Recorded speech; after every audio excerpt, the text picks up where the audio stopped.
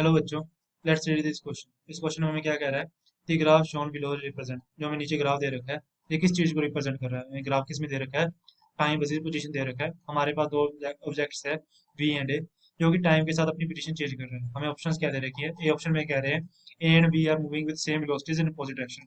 जो A and B है वो सेम वेलोसिटी के साथ अपोजिट डायरेक्शन में मूव कर रहा है। तो बी ऑप्शन में कह रहा है velocity of B is more than A, जो वेलोसिटी है बी की वो ए से ज्यादा है बट सेम डायरेक्शन में है। तो सी ऑप्शन में कह रहा है velocity of A is more then be in same direction. इसमें हमें कह रहा है भी ए की वेलोसिटी ज्यादा है बी से और सेम डायरेक्शन में दोनों मूव कर रहे हैं। और डी ऑप्शन में कह रहा है velocity of A and B is equal in same direction. A and B की वेलोसिटी क्या है? सेम है और दोनों सेम डायरेक्शन में मूव कर रहे हैं। और सबसे पहले हम की कंसेप्ट देख लेते हैं। इस क्वेश्चन का की कंसेप्ट क्या है? की कंसेप्ट है हमारा वेलोसिटी। हमें पता है हमारा वेलोसिटी क्या होता है? Change upon distance upon time, बल्कि d x upon d t. और d x upon d t हमारा किसके इक्वल होता है? tan थीटा के।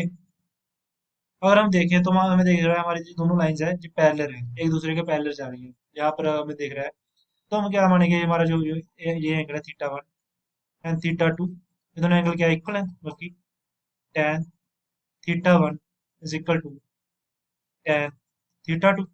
इससे हमें क्या पता लग गया? Velocity of object A is equal to velocity of object B. बल्कि हमारी कौन सी ऑप्शन करेक्ट है? डी ऑप्शन करेक्ट है। So the final answer is D, which is the velocity of A and B is equal in same direction. Hope you understand it well, and best of luck.